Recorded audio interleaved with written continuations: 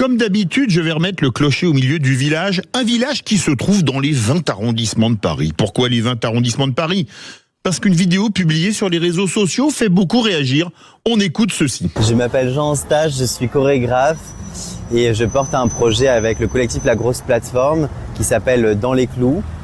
C'est un projet de danse en espace public qui explore différentes typologies urbaines, à savoir les passages piétons notamment, mais aussi les caméras de vidéosurveillance et ce qu'on appelle les lieux qui doutent. Sur cette vidéo, vous voyez un chorégraphe que vous avez entendu, a priori fort sympathique, et des personnes portant des tenues bariolées danser une fois sur des passages piétons. Tant que le feu est au rouge, pourquoi pas, ou dans des lieux publics comme des parcs.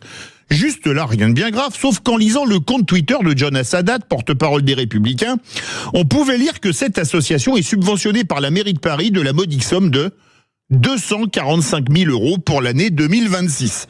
Alors, au risque de paraître ringard, je trouve que dépenser 245 000 € d'argent public pour que quelques personnes dansent sur des passages piétons ou devant des caméras de vidéosurveillance me semble un peu cher.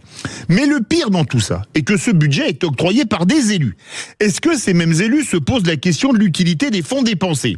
Se pose-t-il la question de la dureté du travail de ceux qui paient des impôts et qui préféraient avoir plus de place en crèche ou ne pas se faire racketter à chaque fois qu'ils garent leur voiture plutôt qu'avoir des gens, fussent-ils très sympathiques, qui dansent sur des passages piétons ? Est-ce que le gaspillage de l'argent public leur a, une seule fois dans leur vie, effleuré l'esprit ?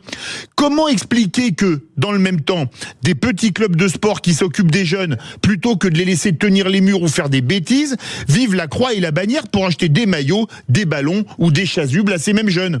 À l'heure où on nous répète que la France n'a plus un centime, on comprend mieux l'écœurement des Français qui travaillent et payent des impôts, les mêmes qui doivent attendre des heures aux urgences ou voir leur plainte classée sans suite, faute de moyens, quand ils voient ce type de subvention. Mais c'est vrai qu'avec l'argent des autres, c'est tellement facile.